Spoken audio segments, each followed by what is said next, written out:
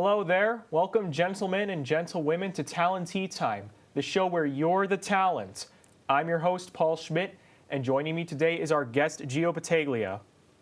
Gio is a journalism and broadcasting student here at SUNY Brockport, and he also hosts a show on Talon Television called Gio's View.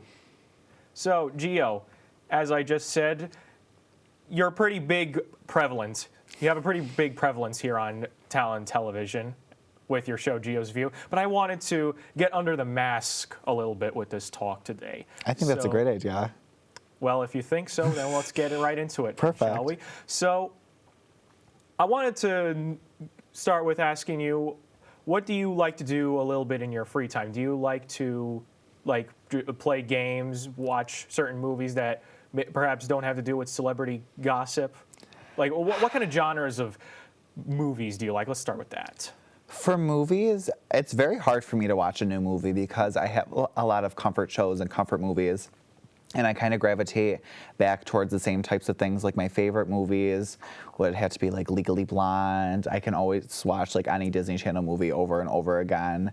So for branching out for a new movie, it takes a lot for me. Like obviously when like A Star Is Born came out, Lady Gaga was in it, and like Wicked's coming out soon and Ariana Grande's in it. And I don't know, it's hard for me to get out of celebrity culture even with movies. It seems to be deeply ingrained in your consciousness. Absolutely. You just can't get it out of your head. So, well, I mean, have you watched a movie like, I'm a big sci-fi fan. Have you kept up with things like Star Wars? I've never seen any episode or movie of Star Wars, anything from the franchise. I've never seen. Never. That's interesting, since that's such a hard franchise to dodge nowadays. You know, that.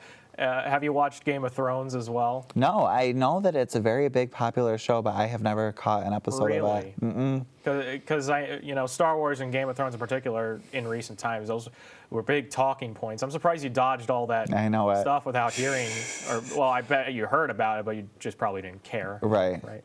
So, well, in that case, let's move on a bit, I'd say, to academics. So, I already said you're a journalism and broadcasting student, but is there anything else that you'd like to share that would be lesser known about you? Well, I do have a music minor on top of the journalism major. Ooh. And a lot of people ask, like, why did you choose that combo? And I've always just had music in my life in some sense, whether it be talking about music, performing music, learning how to play an instrument. I've always tried to find ways to just keep it in my everyday life. And the thing that was so interesting about becoming a journalism major is I don't gravitate well towards hard news about politics or anything.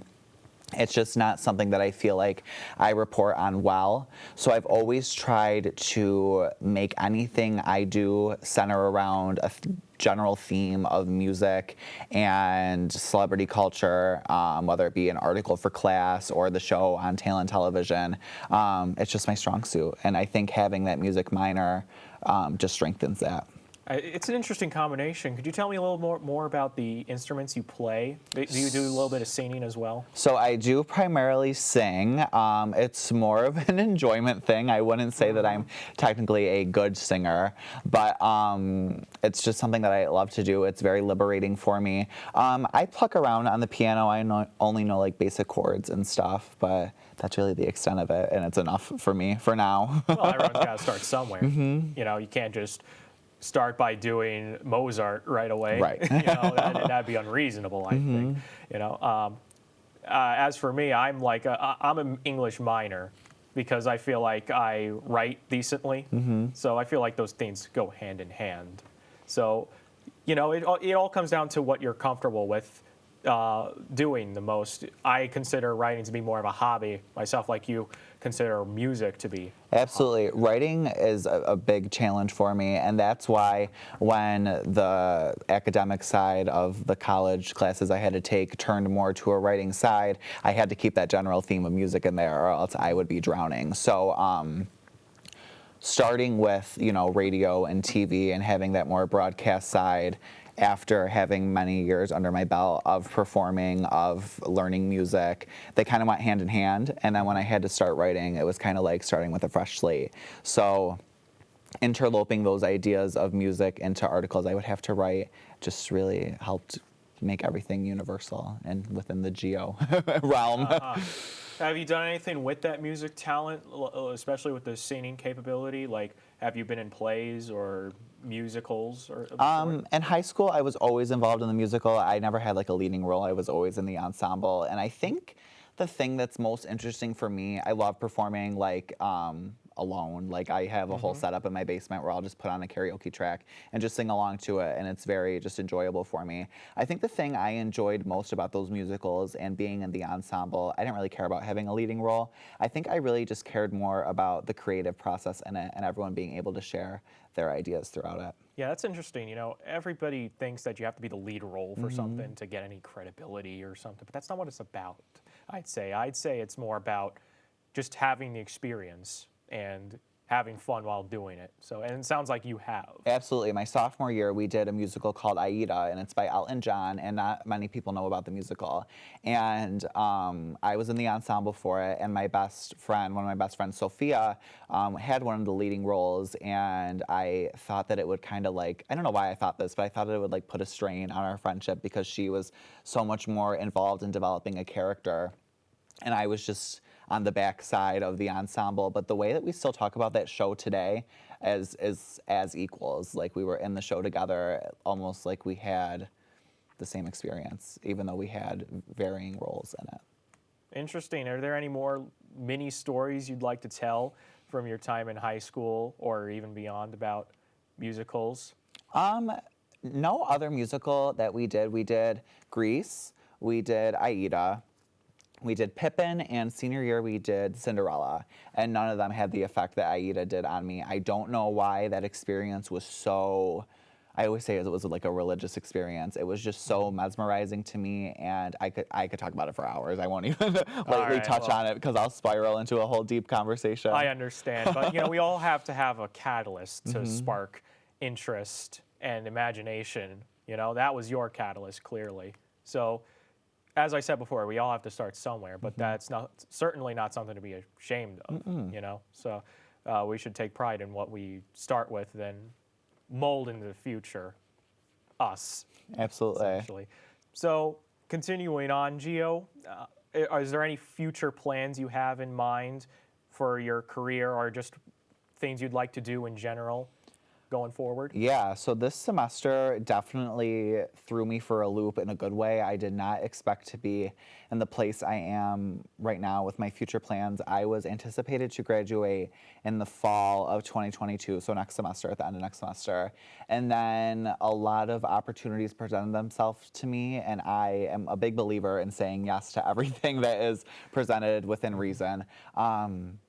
And I saw that we have a SUNY Washington program where you can intern in DC for a semester and you're guaranteed an internship.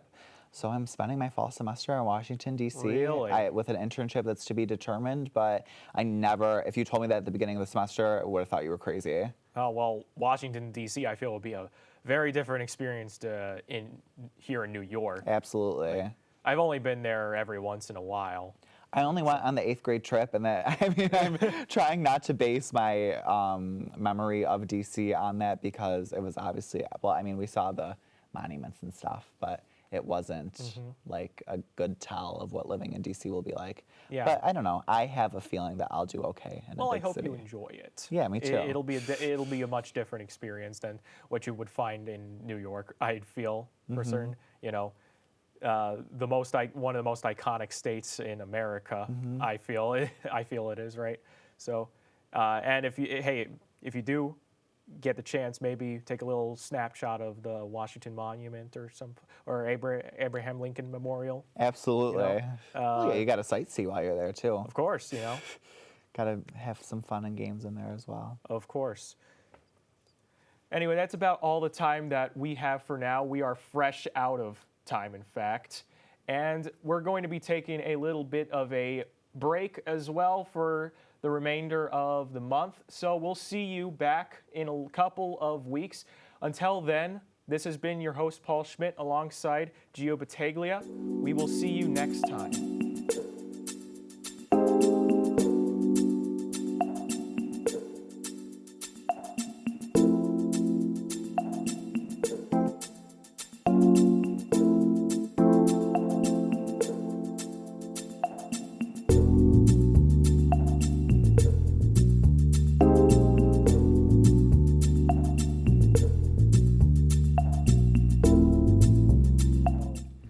Hey everyone, Paul Schmidt here. Do you want to be featured on the set of Talon Tea Time and have a chat with me? If you're a member of the SUNY Brockport campus, you can email me at pschm3@brockport.edu telling me who you are and a description of your interests. I'll be sure to get back to you ASAP. Talon Tea Time is filmed in the basement of Edwards Hall at 7:30 p.m. on Wednesdays. Be sure to be your best. I look forward to chatting with all of you.